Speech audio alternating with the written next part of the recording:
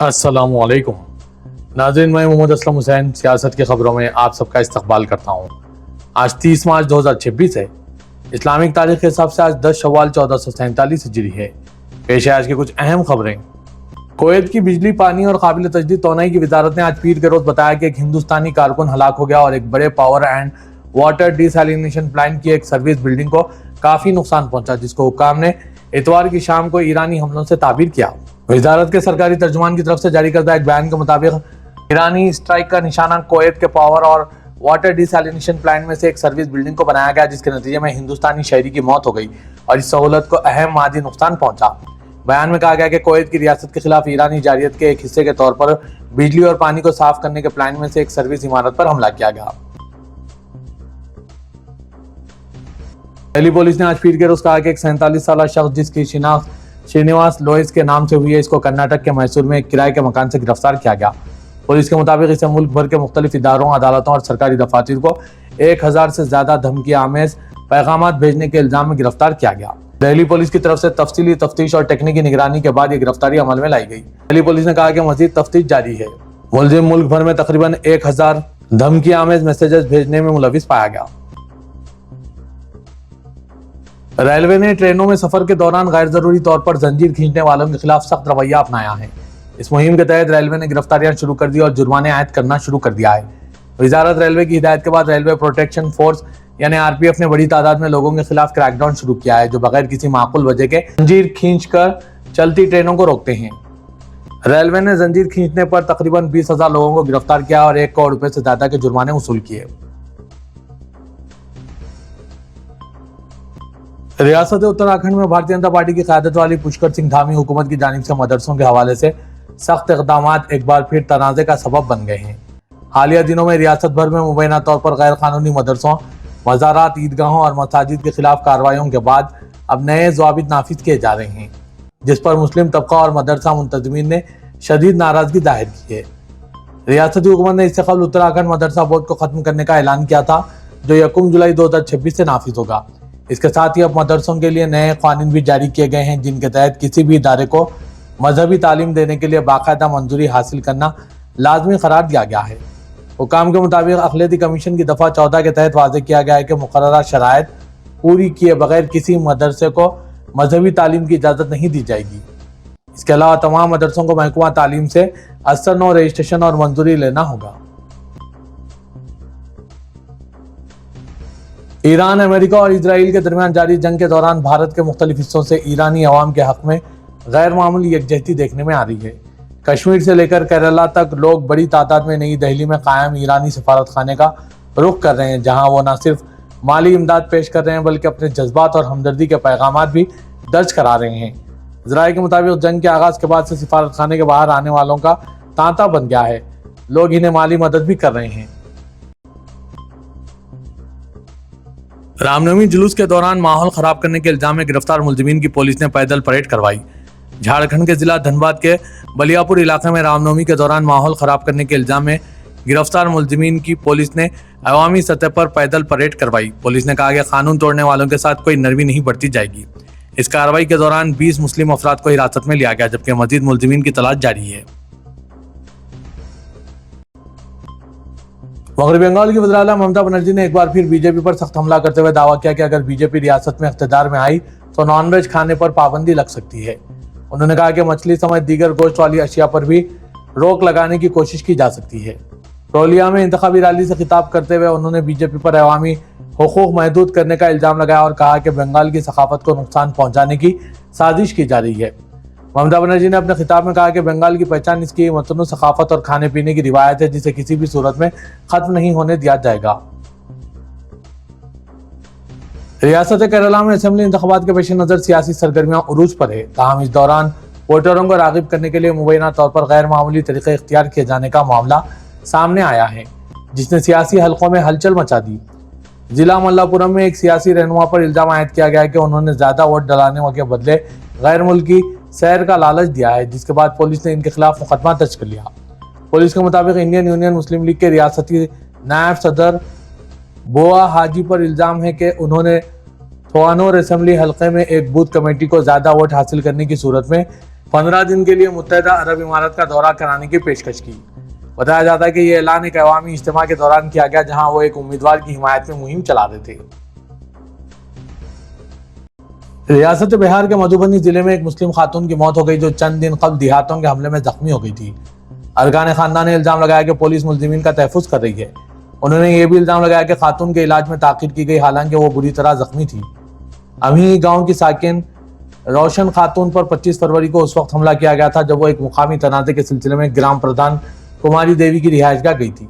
अरकान खानदान ने इल्जाम लगाया कि तनाज़े को हल करने की कोशिशों के दौरान तशद्दुद किया गया और मुखिया के बेटे की क़यादत में एक ग्रुप ने इन पर हमला किया। रोशन खातून को पटना मेडिकल कॉलेज एंड अस्पताल में शरीक किया गया था। अरकान खानदान ने यह भी इल्जाम लगाया कि रोशन खातून की मजहब की बुनियाद पर एहानत की गई। वो हमले के वक्त हालत रोजे में थी और जब तबीयत बिगड़ गई उन्होंने पानी भी मांगा। अरकान खानदान ने इदा किया कि पानी के बजाय इन्हें गिलाज़त पीने के लिए मजबूर किया गया। अरकान खानदान का कहना है कि यह हरकत इनकी मजहबी शिनाख्त को निशाना बनाने की अलामत है। इस केस के सिलसिले में 19 अफराद को मुल्जिम बनाया गया, लेकिन इनमें से सिर्फ एक को गिरफ्तार किया गया। तमिलनाडु में फिल्म स्टार से सियासतदान बने विजय ने ऐलान किया है कि अगर टीवीके की हुकूमत बनी तो 29 साल से जायद उम्र के उन नौजवानों को हर माह 4000 रुपए दिए जाएंगे जिन्हें अब तक मुलाजमत नहीं मिली है। तमिलनाडु में 2026 के असेंबली इंतखाबात से कबल टीवीके के सरबराह थलपति विजय ने अपनी पार्टी के उम्मीदवारों का ऐलान किया। उन्होंने 234 सीटों पर उम्मीदवार खड़े करने का फैसला किया। विजय खुद 2 सीटों से इंतखाबात लड़ेंगे और त्रिची ईस्ट और चेन्नई के परम्बूर से मैदान में उतरेंगे। दोनों सीटों पर इनका नाम ही जोसेफ विजय के तौर पर दर्ज है। ये पहली बार है जब वो बराह रास्त इंतखाबी मैदान में कदम रख रहे हैं। तेलंगाना कानून साज असेंबली से बीआरएस सरकार ने असेंबली को बजट सेशन के बाकी 2 दिन की कार्रवाई के लिए मुअत्तल कर दिया गया। रियासत में गैर कानूनी कानकनी और खास तौर पर वजीर माल श्रीनिवास रेड्डी की कंपनी रघु कंस्ट्रक्शन की जानिब से गैर कानूनी कानकनी की जांच के लिए ऐवान की कमेटी तश्कील देने का मुतालबा करते हुए बीआरएस सरकार ने कार्रवाई को रोक दिया। असेंबली की कार्रवाई के आगाज से बीआरएस ने हरीश राव और केटीआर की क़यादत में एहतजाज किया और दोपहर तक भी ऐवान की कार्रवाई में रुकावट रही। हुकूमत को सरकारी बिल्स पर मबाहस और मंजूरी में रुकावट का सामना करना पड़ा। बीआरएस सरकार ने श्रीनिवास रेड्डी की काबीना से बरतरफी का मुतालबा करते हुए नारेबाजी की। एक मरहले पर बीआरएस सरकार ने ऐवान के वसत में पहुंच गया और स्पीकर के पोडियम के घेराव की कोशिश की। चौकस मार्शलों ने एहतजाजी अरकान को पोडियम तक पहुंचने से रोक दिया।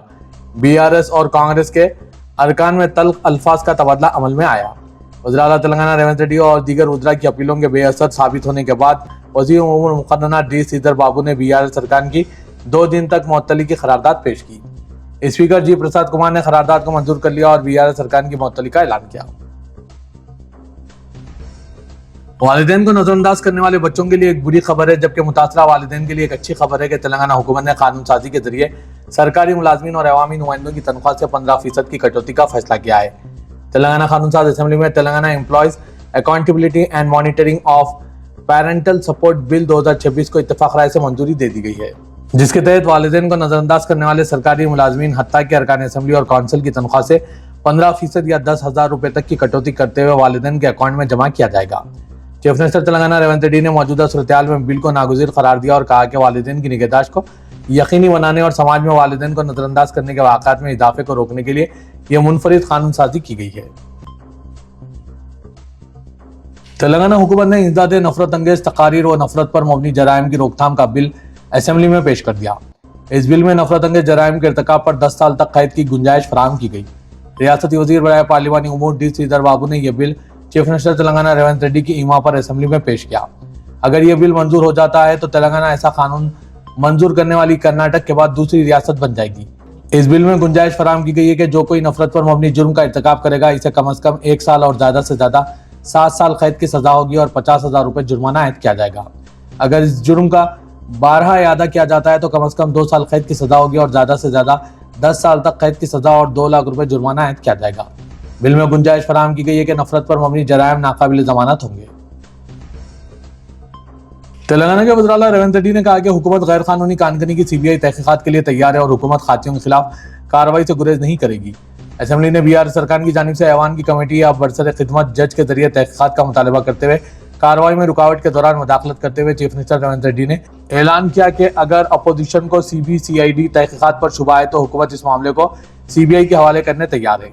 चीफ मिनिस्टर ने वादा किया कि अगर रियासती वजीर पी श्रीनिवास रेड्डी या इनके खानदान का कोई फर्द गैर कानूनी माइनिंग में मुलविस पाया गया तो हुकूमत बिला झिझक कार्रवाई करेगी।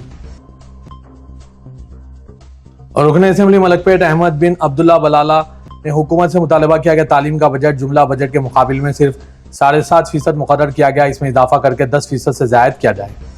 रियासत में पानी की किल्लत दूर की जाए, सिविल सप्लाईज के तहत ज़ेर इल्तवा राशन कार्ड जारी किए जाएं और गरीबों को मुकम्मल राशन दस्तियाब हो सके, अवाम की गैस सिलेंडर्स की तकालीफ खत्म की जाए। अहमद बलाला ने ऐवान असेंबली में 5 महकमा जात आबपाशी, सिविल सप्लाईज, स्कूल एजुकेशन, आला तालीम और टेक्निकल एजुकेशन के मुतालबात ज़र पर बहस में हिस्सा लेते हुए इन ख्यालात का इजहार किया। अहमद बलाला रुकन असेंबली मलकपेट ने कहा कि हुकूमत की जानिब से बजट तो बढ़ा दिया गया, लेकिन अमल आवरी कम है। स्कीमात के ऐलानात ज़्यादा हुए हैं, लेकिन इसके समरात अवाम तक नहीं पहुँच रहे हैं। कई मामलात में मजलिसी अरकान असेंबली के तजवीज़ करदा कामों को जिला कलेक्टर और दीगर अहदेदारों की जानिब से रोक दिए जाने पर ऐवान में एहतजाज करते हुए मजलिसी रुकन ने कहा कि क्या ये हुकूमत की पॉलिसी है कि मजलिस के अरकान मुक़न्नना के काम नहीं किए जाए।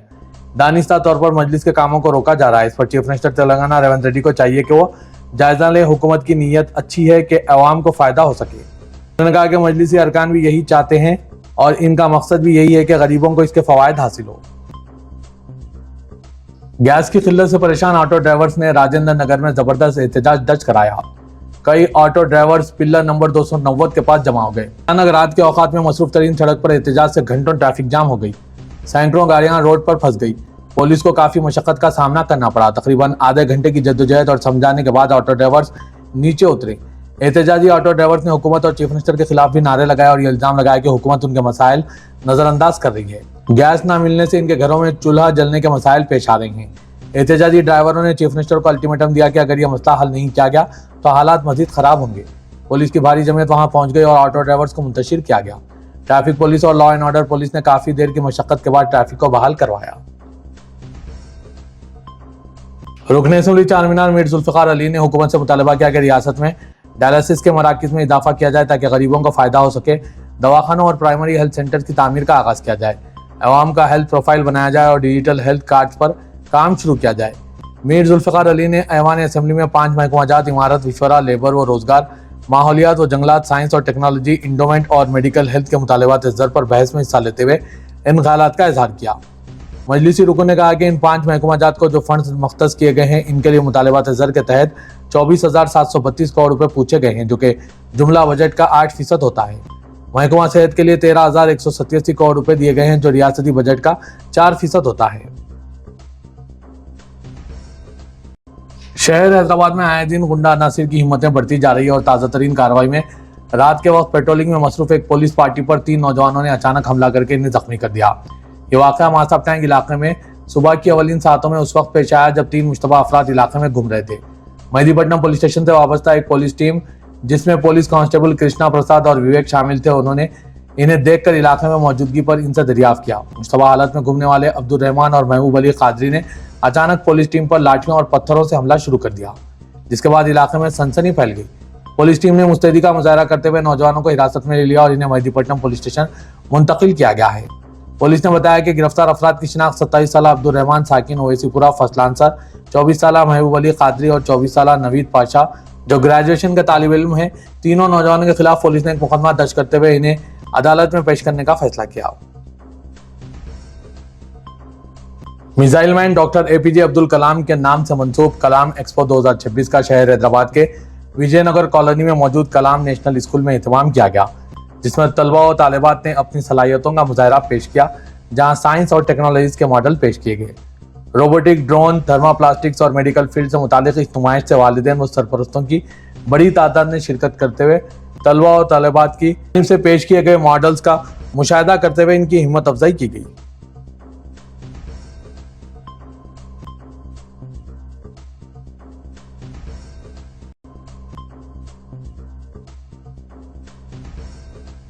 इदारे सियासत के महबूब हुसैन जिगर कैरियर गाइडेंस सेंटर वाक़ दफ्तर सियासत हैबिट्स में Python full stack development with AI tools का आगाज अमल में लाया जा रहा है।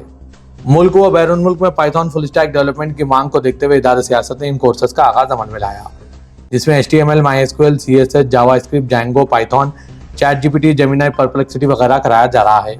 आज बरोज़ पीर 30 मार्च को शाम 7:30 बजे से Python full stack development with AI tools का बूट कैंप का आगाज इदारे सियासत के महबूब हुसैन जिगर कैरियर गाइडेंस सेंटर वाक़ दफ्तर सियासत हैबिट्स में 7:30 बजे से आगाज अमल में लाया जा रहा है। ख्वाहिशमंद उम्मीदवार इस सुनहरे मौके से इस्तेफादा हासिल करें। कोई भी ग्रुप के अफराद इन कोर्सेज से इस्तेफादा हासिल कर सकते हैं। मज़ीद तफसीलात के लिए इन फ़ोन नंबरात पर रब्त पैदा कीजिए। फ़ोन नंबर है 9001914819 9393876978। याद रहे आज शाम 7:30 बजे से Python full stack development with AI tools का फ्री बूट कैंप अमल में लाया जा रहा है।